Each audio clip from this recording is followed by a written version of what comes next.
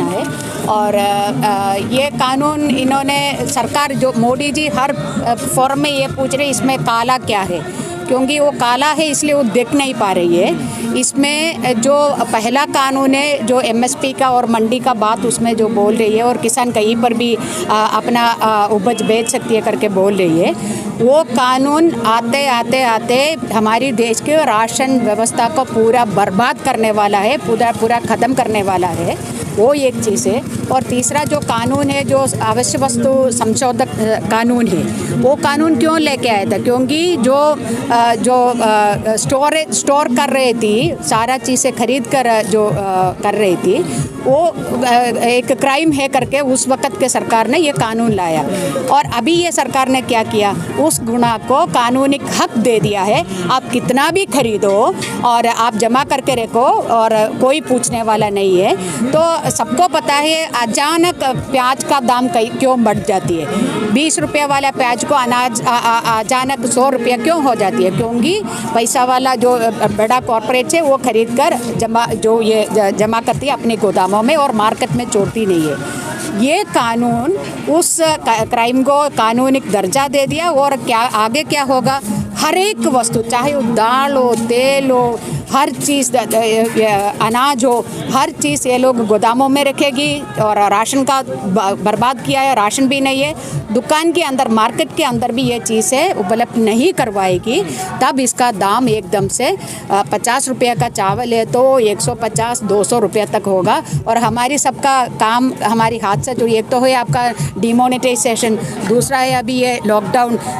हर एक का आजीविका अभी बहुत बड़ा एक प्रश्न होकर हमारे सामने है। हमारी काम छूट गया है और खाने वाला चीज़ों को दाम ऐसे बढ़ेगा तो हमारे देश में अभी भी महिलाएं और बच्चे का मृत्यु बहुत बड़ा दर में हो रही है, क्योंकि कुपोषण की वजह से।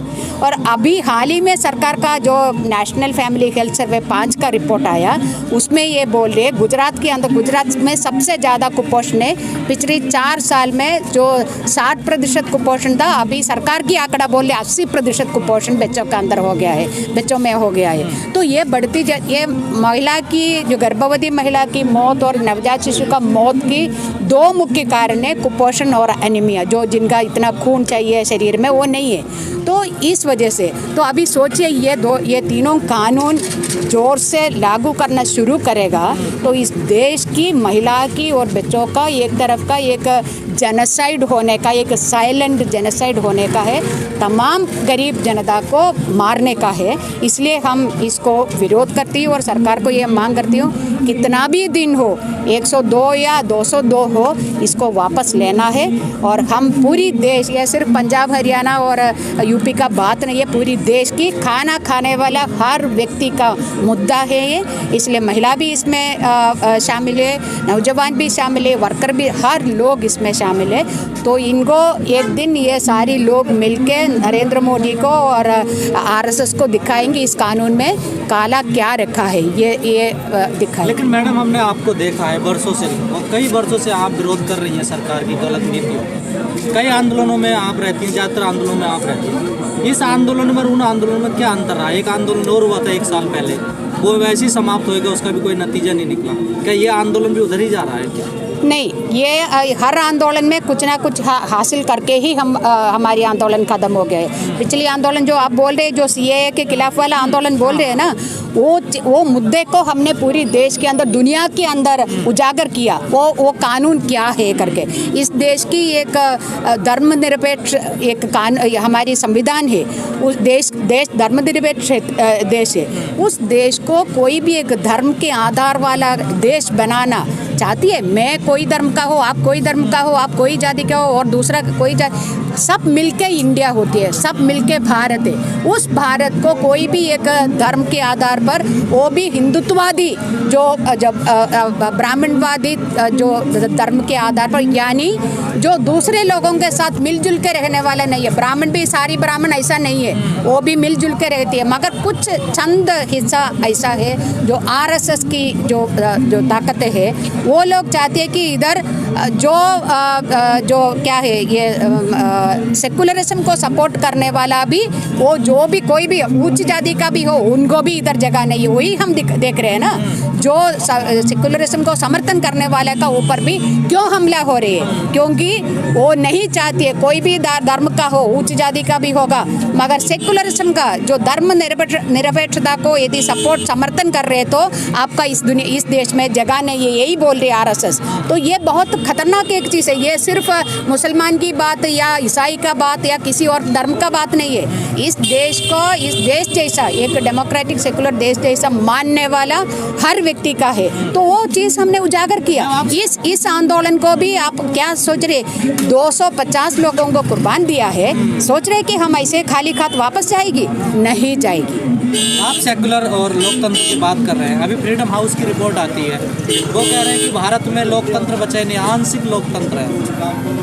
वही चीज़ हम देख रहे हैं। इसलिए जो आवाज़ सरकार का क्या है, सरकार के ऊपर, सरकार की नीति के ऊपर बात रखने वाला, उसका ऊपर टिप्पणी देने वाला और विरोध करने वाला और अपना जो चीज़ है अपना राय रखने वाला, वो यदि नरेंद्र मोदी की सोच के अनुसार नहीं है तो वो सबके खिलाफ यूएपीए का जो कानून लगा के उनको अरेस्ट करके जेल में डाल देती है और 2 साल तक उसको जेल में कोई बेल की बात नहीं है, कोई क्या है केस को कोर्ट में ले जा लाने का बात नहीं है।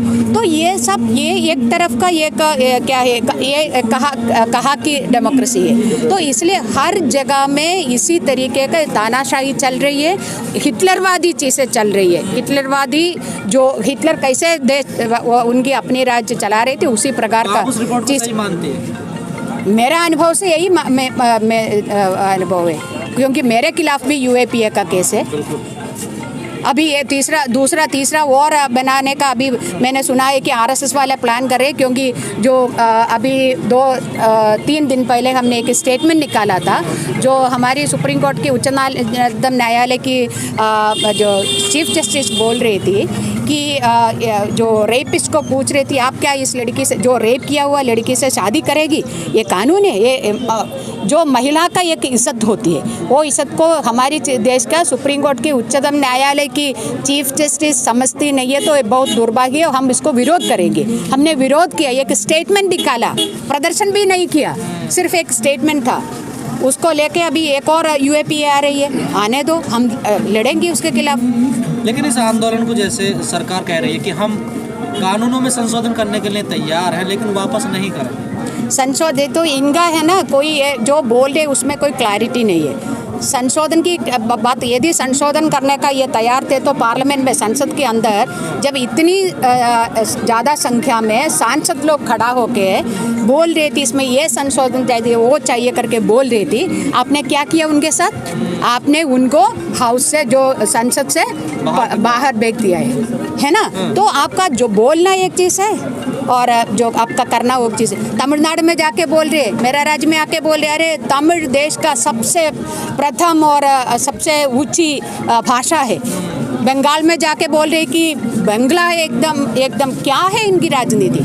तो ये क्या हम मूर्ख लोग इस देश का पूरा जनता क्या समझ रहे? एक आखिरी सवाल, जैसे आंदोलन चल रहा है किसानों का, किसान नेता चला रहे हैं, आपको नहीं लगता कि कुछ रणनीति में बदलाव होना चाहिए? देखो ये सारे देश मिट्टी के साथ जीने वाला, मिट्टी पे रहने वाला, मिट्टी के जो जोड़ अभी जोर से पकड़ के चलने वाला, उनको पता है क्या करना है, कौन सा चीज़ अच्छा है, कौन सा रणनीति अच्छा है, कब वो रणनीति बदलना है, कब नहीं बदलना है, वो चीज़ वो इतना बड़ा संख्या में किसान संगठन एक साथ है ना, वो लोग सोचेंगे। पर सरकार तो आप लोगों पे लगाती है ना आरोप। सरकार यही है, सरकार क्योंकि हम सरकार का आलोचना करती है, सरकार की क्या है, हम व्यक्तिगत आलोचना किसी का भी नहीं करती है। हम यदि नरेंद्र मोदी के व्यक्तिगत चर्चा करना है तो बहुत सारे चीज़ है, हम उसमें कभी नहीं जाती है। हम उनकी जो नीति के बारे में, सरकार की नीति के बारे में चर्चा कर रही है।